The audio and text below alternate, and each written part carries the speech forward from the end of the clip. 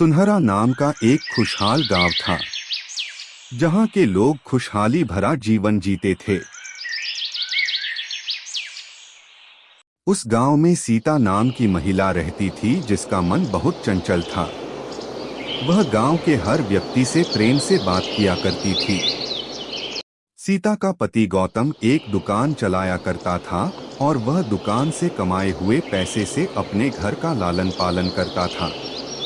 लोगों के साथ अच्छा व्यवहार होने के कारण उसकी दुकान पर बहुत भीड़ रहती थी। शाम होते ही गौतम अपनी दुकान बंद करके पैदल पैदल अपने घर की तरफ चला जाता है। गांव में कुछ साधुओं का आगमन हुआ। वे साधु गांव गांव में जाकर लोगों को उपदेश देते और भिक्षा मांगकर अपना गुजारा करते। एक दिन सीता अपनी सहेली राधा के घर उससे मिलने गई। कैसी हो राधा? तुम तो बहुत समय से मेरे घर पर भी नहीं आई। मैंने सोचा आज मेरे पास समय है, मैं ही तुमसे मिलने आ जाती हूँ। मैं भी बहुत अच्छी हूँ। सीता, तुमने बहुत अच्छा किया कि तुम मुझसे मिलने घर पर आ गई। पूरा दिन कब निकल जाता है पता ही नहीं चलता काम में। क्या तुम जानती हो हमारे गांव में साधु महात्मा आए हैं? लोग कह रहे हैं कि वह बहुत लंबी यात्रा करके आ रहे हैं। शायद वह यहाँ पर रुके हैं हमारे गांव में। एक दिन सीता अपने घर में कपड़े सुखा रही थी, तभी उसने अचानक देखा कि कुछ साधु महात्मा उसके घर के पास खड़े हैं। प्रणाम महाराज, मैं आप लोगों को नहीं पहचानती, बताइए मैं आपकी किस प्रकार से मदद कर सकती हूँ? बेटी, हम लोग बहुत दूर से यात्रा करके आ रहे हैं और हम थक चुके हैं। क्या हमें तुमसे भोजन मिल सकता है?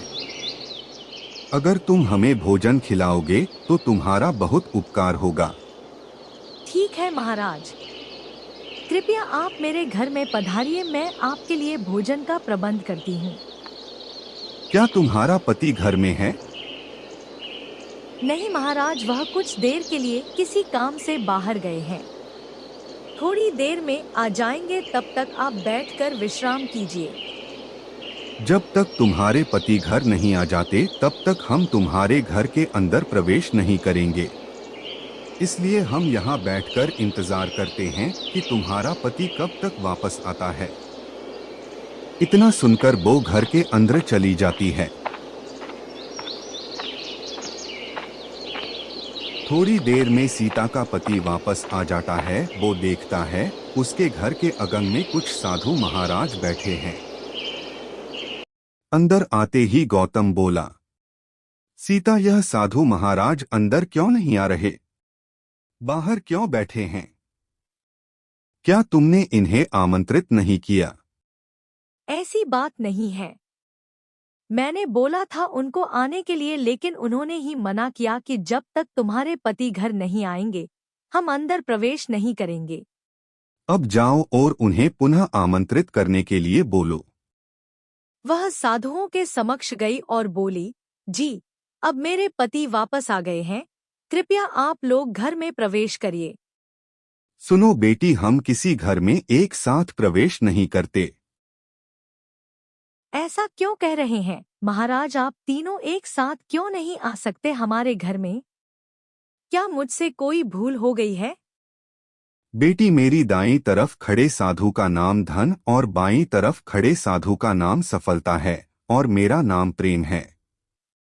अब जाओ और अपने पति से विचार विमर्श करके बताओ कि तुम हम तीनों में से किसे बुलाना चाहती हो। औरत अंदर गई और अपने पति से सारी बात बता दी। गौतम बेहद खुश हो गया। वाह, आनंद आ गया। चलो जल्दी से धन को बुला लेते हैं, उसके आने से हमारा घर धन दौलत से भर जाएगा और फिर कभी पैसों की कमी नहीं होगी। क्यों न हम सफलता को बुला लें, उसके आने से हम जो करेंगे वो सही होगा और हम देखते देखते धन दौलत के मालिक भी बन जाएंगे। तुम्हारी बात भी सही है, पर इसमें मेहनत करनी पड़ेगी। मुझे तो लगता ही धन को ही बुला लेते हैं। थोड़ी देर उनकी बहस चलती रही पर वो किसी निश्चय पर नहीं पहुंच पाए और अंततः निश्चय किया कि वह साधुओं से यह कहेंगे कि धन और सफलता में जो आना चाहे आ जाए। गौतम और सीता दोनों बाहर आए और साधुओं से अपना आग्रह दोहराया। उन्होंने सारी बात साधुओं से कह दी। यह सब सुनकर वह साधु वापस जाने लगे। अरे, आप लोग इस तरह वापस क्यों जा रहे हैं? औरत ने उन्हें रोकते हुए पूछा। महाराज, हमसे कोई भूल हो गई है, क्या हमें क्षमा करें? अगर हमने कुछ आपसे गलत कह दिया तो। दरअसल हम तीनों साधु इसी तरह द्वार द्वार जाते हैं और हर घर में प्रवेश करने का प्रयास करते हैं। जो व्यक्ति लालच में आकर धन या सफलता को बुलाता है, हम वहां से लौट जाते हैं, और जो अपने घर में प्रेम का वास चाहता है, उसके यहाँ बारी बारी से हम दोनों भी प्रवेश कर जाते हैं। इसलिए इतना याद रखना कि जहाँ प्रेम है वहाँ धन और सफलता की कमी नहीं होती।